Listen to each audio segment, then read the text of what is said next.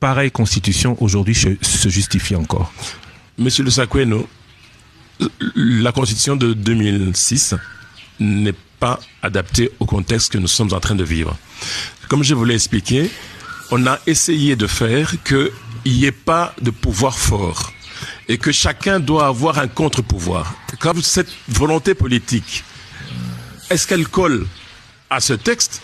Non, ça ne peut pas coller avec ce texte. Ça ne peut pas coller avec ce texte, malheureusement.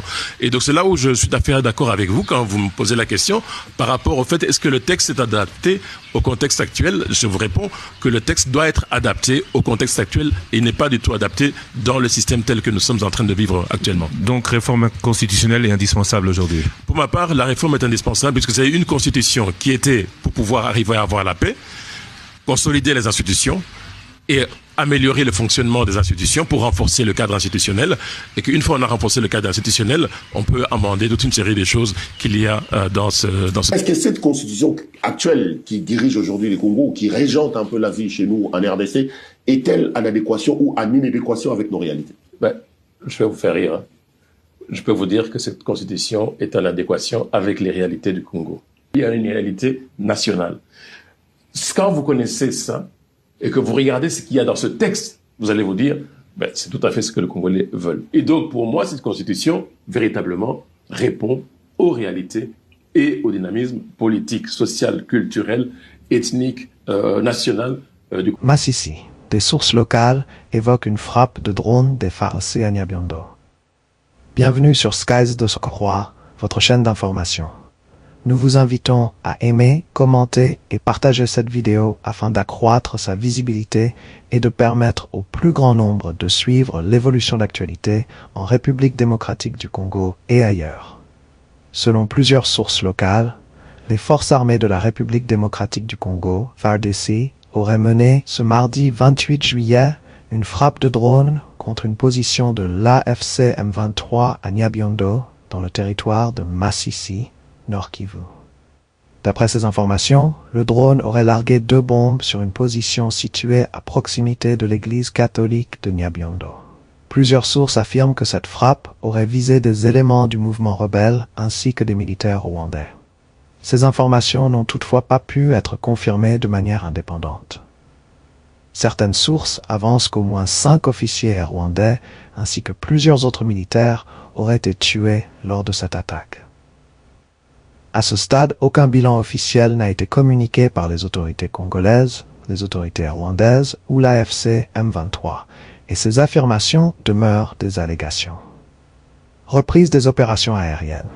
Si cette frappe est confirmée, elle marquerait le retour des opérations de drones des FARDC dans le territoire de Masisi, où les affrontements entre les forces gouvernementales, les groupes armés et les combattants de l'AFC M23 se poursuivent dans un contexte de forte tension sécuritaire. Les autorités congolaises accusent régulièrement le Rwanda de soutenir militairement l'AFC M23, des accusations que Kigali rejette. Plusieurs rapports d'experts des Nations Unies ont également fait état d'allégations de présence de militaires rwandais sur le territoire congolais. Dans l'attente d'une confirmation officielle et d'un bilan vérifié, les informations relatives aux pertes humaines et aux circonstances exactes de cette frappe doivent être considérées avec prudence. Rutshuru, des sources locales font état d'une embuscade visant Justin Kikara à Kashalira. Selon plusieurs sources locales, Justin Kikara, présenté comme chef de la localité de Kirima, située dans une zone sous contrôle de l'AFC M23, aurait été pris dans une embuscade ce mardi 28 juillet à Kashalira, en territoire de Rutshuru, Nord Kivu. D'après les informations rapportées, Justin Kikara se préparait à participer à une marche lorsqu'il aurait été attaqué avec ses 2 gardes du corps, présentés par ces mêmes sources comme des militaires rwandais. Les circonstances exactes de l'incident demeurent inconnues. À ce stade, aucun groupe n'a revendiqué cette embuscade et les autorités compétentes n'ont publié aucune communication officielle confirmant les faits ou précisant le bilan de l'attaque. Cet incident présumé intervient dans un contexte de forte tension sécuritaire dans le territoire de Rutshuru, où les affrontements et les actes de violence continuent d'alimenter l'instabilité. Les autorités congolaises accusent le Rwanda de soutenir l'AFC M23, une accusation que Kigali rejette. Dans l'attente d'informations officielles ou de vérifications indépendantes, les éléments rapportés concernant cette embuscade doivent être considérés avec prudence. Toute mise à jour sera apportée dès que des informations fiables et vérifiées seront disponibles. Si vous appréciez notre travail, n'oubliez pas de soutenir la chaîne en laissant un j'aime, en commentant cette vidéo et en la partageant autour de vous. Chacune de vos interactions contribue à accroître la visibilité de nos contenus et permet à un plus grand nombre de personnes de suivre une information accessible et de qualité. RDC Rwanda. Les FDLR signent un protocole de désarmement et de démobilisation, selon le gouvernement congolais. Le gouvernement de la République démocratique du Congo a annoncé une avancée qu'il qualifie de majeure dans la mise en œuvre des engagements pris dans le cadre des accords de Washington et du Concept of Operations relatif au processus de paix entre la RDC et le Rwanda. Lors d'un briefing à Kinshasa, le ministre de l'intégration régionale, Floribert Anzuluni, a déclaré que les Forces démocratiques de libération du Rwanda, FDLR, avaient signé un protocole de désarmement, de démobilisation et de cantonnement à l'issue d'un processus de sensibilisation. Selon le ministre, cette étape s'inscrit dans les engagements réciproques pris par les deux États.